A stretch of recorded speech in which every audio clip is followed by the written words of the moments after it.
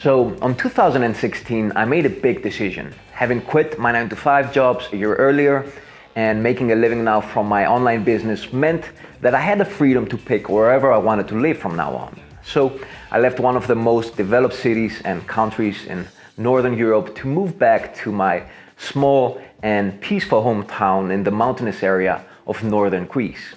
There were a couple of reasons that I needed this change, but in summary, I felt that big cities weren't for me anymore. Smaller towns have a slower and less stressful pace.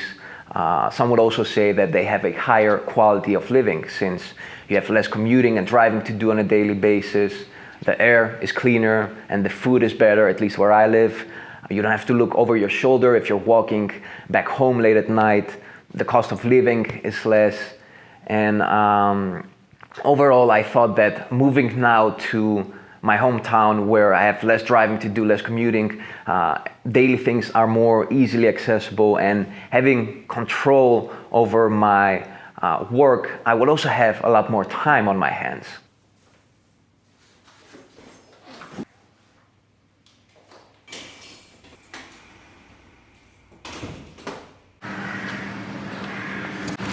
So it's still raining a little bit, but according to my phone app, it's about to stop.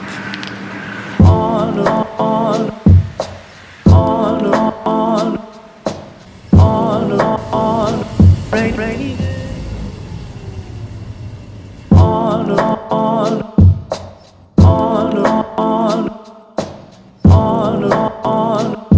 Rainy day. On a rainy day.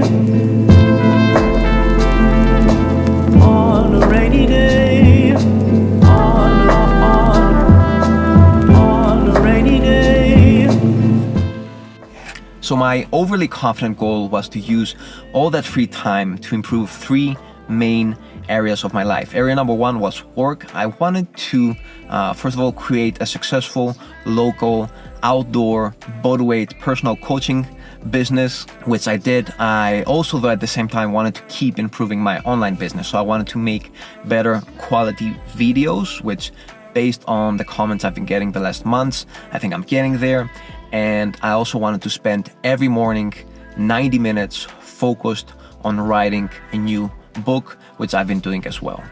The second area I wanted to improve was personal things, basically having a hobby, something for me, something I do every day that I enjoy, that doesn't feel mandatory. Although I love my work, still you need to have something that's separate from your work. I believe every day, something related to creativity. So this is my personal philosophy.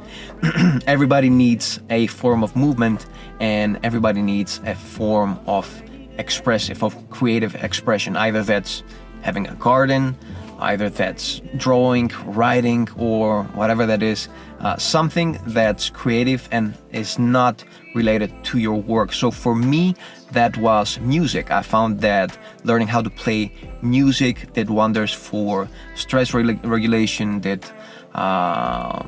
was great for boosting my mood, made me more creative, and it was something that gave me great joy to do every day. It's also a goal, or at least it can be a goal-oriented hobby as well.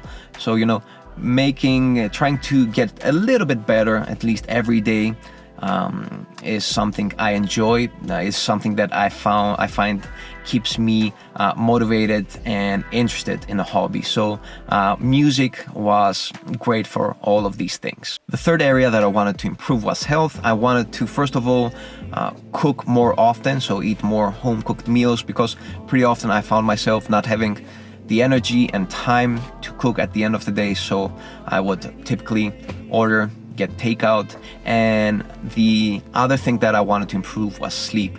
Specifically, I wanted to get more quality sleep and a little bit more of it. So my first goal was to get at least 7 hours of quality sleep, which I've achieved the last couple of months. And because I feel that I think my body and my mind function optimally with 7.5 hours of sleep, my next goal is to kick it up another half an hour.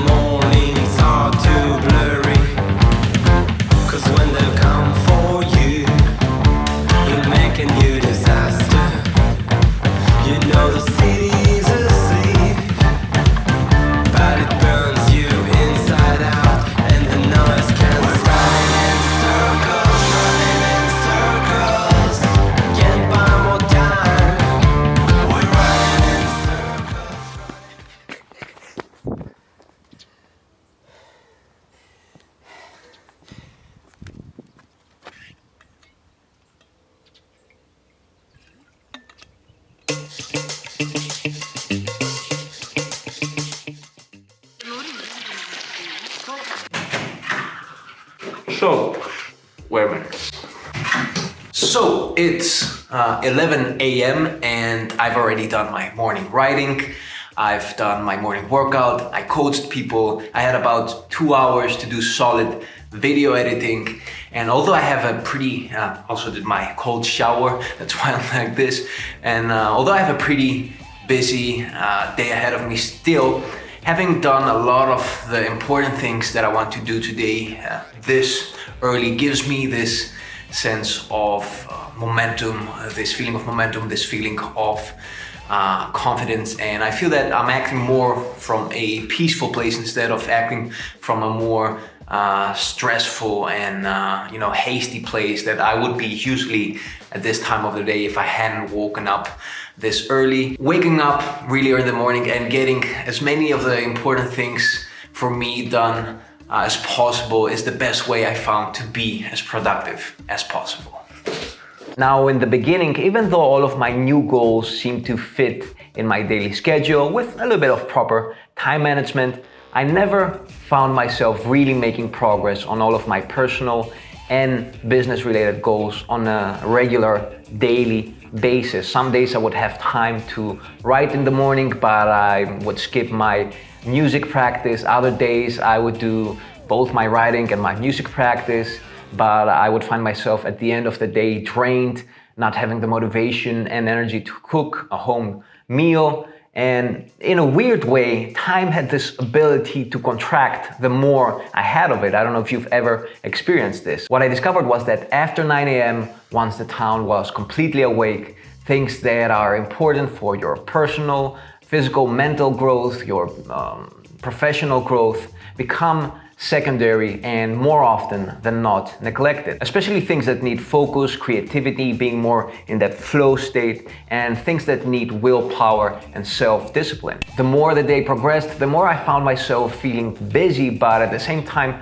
not doing anything really important. I would get caught up in administrative work, bureaucratic work, answering phones, emails. It even came to a point that I would find myself missing workouts, my most sacred habit of the day. So I decided it was time for change.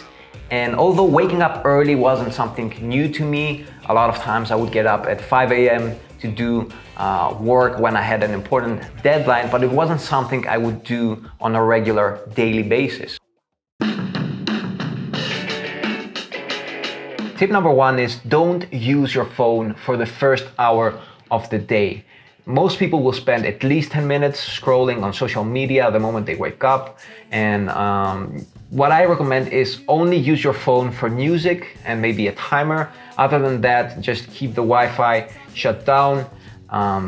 The world won't explode if you check the news an hour later. You can do that, once you're done from your workout and get stressed and overwhelmed once you've already trained. Tip number 2 is watch 10 minutes less of Netflix each night. Now, most people before going to bed will spend at least 2 to 3 hours watching TV, watching series on Netflix or whatever other platform you're a fan of.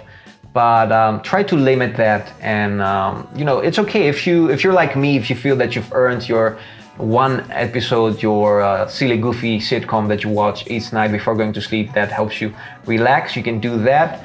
But set a limit, especially if you do the typical thing I used to do in the past. You're like, I'm just going to watch one episode, and that ends up being one episode after the other, and you end up having wasted at least 3 hours watching stuff online before you go to bed. So put a limit, put a timer, and stop once you're past one episode. After that, switch to something that relaxes you more, something that ideally doesn't include screens and exposure to blue light. What works great for me is reading a couple of pages of a novel or listening to an audiobook. Usually that will do the trick, and I'll be passed out at minimum half an hour after reading. So find something that relaxes you, something that doesn't include screens, and put a limit on your TV series and movies before going to sleep. Tip number 3 is shut your phone off an hour earlier before your designated time that you want to sleep. So if you're like me, if your goal is to sleep at 10:30, because you want to sleep at least 7 hours until the next morning, put your phone away from you, somewhere that is out of reach at 9:30. Put it on airplane mode. Maybe have like an exception. You can put make some settings and have your phone available for people that are important to you in case people call you. But other than that, leave your phone away, because most of the times you're gonna go back and forth on your phone. That's gonna create a lot of blue light stimulus that will mess up with your circadian rhythms and your sleeping patterns. Other things that people do is they wake up during the middle of the day and they start scrolling again. Or my favorite is waking up when I'm not able to sleep well, is waking up and looking at the clock, at my phone's watch, and seeing how less time I have to sleep until my alarm clock, and do that repetitively and get stressed with how much less sleep I'm getting. So keep your phone away.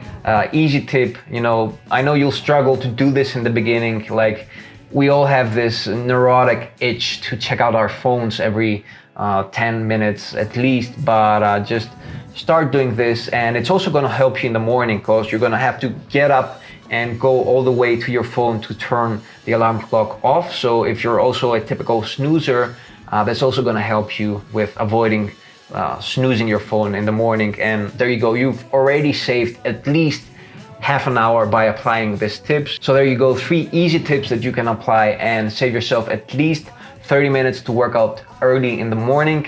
I got a lot of ideas from this book called Make Time to make this video. A great book, and the authors were actually developers in projects such as YouTube and Gmail. So they have a unique insight, especially when it comes to social media and digital distractions, and how they can waste a lot of our time. A really cool book. Check it out. I'm gonna link it in the top comment below with all the extra information of this video.